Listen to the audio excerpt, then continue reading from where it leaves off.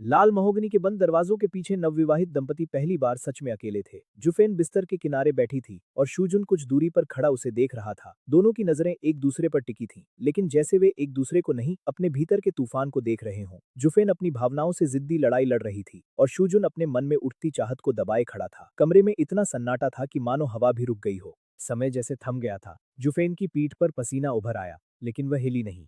शूजुन धीरे धीरे उसकी ओर बढ़ा।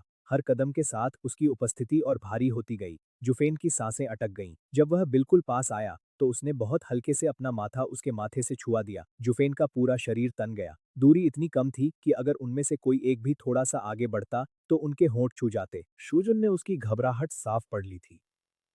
उसकी लंबी काली पलकें झुकी और बहुत धीमे स्वर में उसने कहा, जब तक तुम स्वयं अनुमति न दो, मैं कुछ नहीं करूंगा। यह कहकर वह मुड़ गया और स्नानागार की ओर चला गया। जुफेन वहीं बैठी रह गई, जैसे अभी अभी किसी ने उसके भीतर की दुनिया उलट दी हो। उसे लगा था उसके पास कोई विकल्प नहीं होगा, लेकिन आज उसे पहली बार चुनाव दिया गया था। लंबे समय तक जुफेन उसी तरह बैठी रही। उसके मन में अजीब उथल पुथल चल रही थी।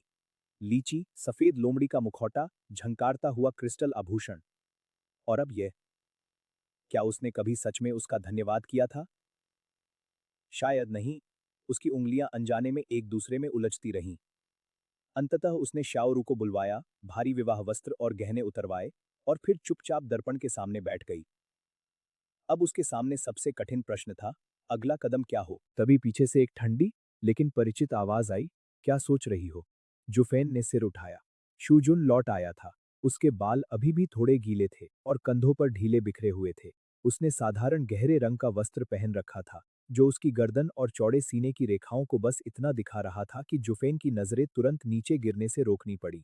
उसने केवल उसके चेहरे पर ध्यान टिकाए रखा। उसके गले में अटके शब्द बाहर नहीं आ रहे थे। बहुत कोशिश के बाद भी वह उससे अपना आभार नहीं कह पाई।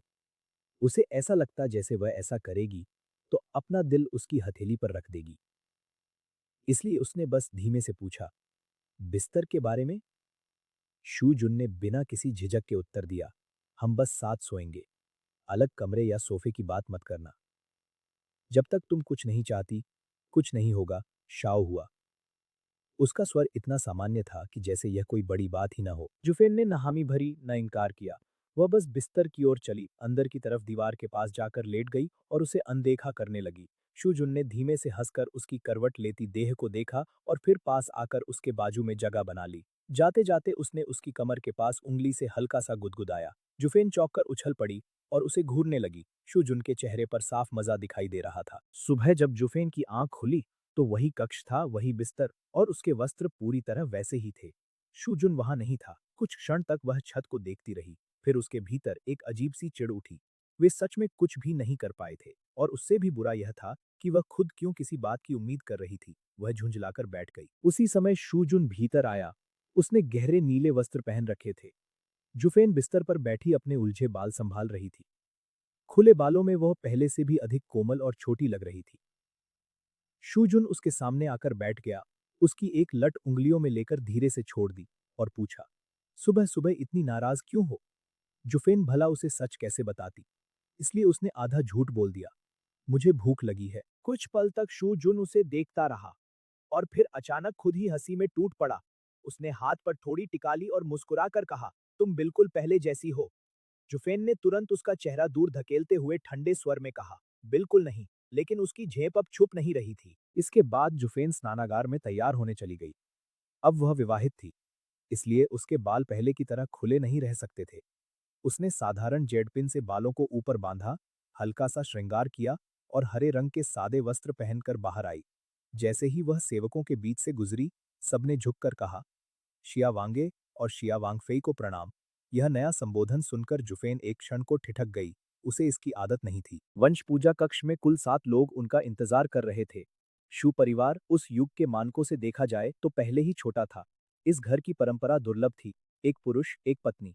जुफेन ने एक एक कर सबको चाय परोसी, दादी सा, ससुर सास, दूसरे चाचा चाची। उसके हाव भाव में आदर था, पर भीतर कहीं वह इस परिवार की सादगी को देखकर चकित भी थी। इतना कम वैभव और फिर भी इतना अधिक अपनापन। फिर वृद्धा मातृका ने उसे पास बुलाया और उसके हाथ थाम लिए। उनके स्पर्श में एक अजीब सी गर्माहट थी, कमजोर लेकिन भरोसे से भरी।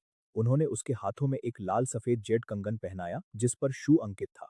वह हंसकर बोली कि यह उन्होंने तब से संभाल कर रखा था जब शूजुन गर्भ में था, लेकिन दुर्भाग्य से सब पुत्र ही पैदा हुए। अब जाकर उसका सही उपयोग मिला है। जुफेन पहली बार खुलकर मुस्कुराई। उसे यह परिवार सचमुच अच्छा लगने लगा था। बाद में जब वह अपने नए पूर्वी आंगन में पहुंची तो उसका मन सचमुच ठहर गया। वहां एक छोटा कृत्रिम सरोवर था, बीच में मंडप, चारों ओर फूल और पूर्व दिशा की ओर खुला खुला हिस्सा जहां सुबह की पहली किरण आती होगी। वह बरामदे के किनारे बैठ गई और दृश्य को निहारने लगी। शूजुन आकर उसके पास बैठ गया। दोनों कुछ देर तक बिना बोले बस प्रकृति को सुनते रहे। शूजुन ने अचानक पूछा, इस आंगन का नाम क्या रखोगी?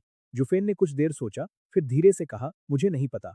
जब उसने उसकी ओर देखा तो महसूस किया कि वह बहुत पास बैठा है। खुले बालों में शूजुन कुछ अलग ही लग रहा था, कम कठोर, फिर भी उतना ही आकर्षक। वह उसकी ओर देखता रहा, फिर आकाश की ओर देखकर बोला, चेन, शू, शिया, तीनों शब्द भले अलग हों, लेकिन तीनों का ध्वनि संग एक ही क्षण से जुड़ा है। उसने रुका और फुसफुसाया, भोर। जुफेन ने बहुत धीरे से दोहराया, भोर, एक नए दिन की शुरुआत। फिर जैसे खुद से बोली, एक नए जीवन की भी।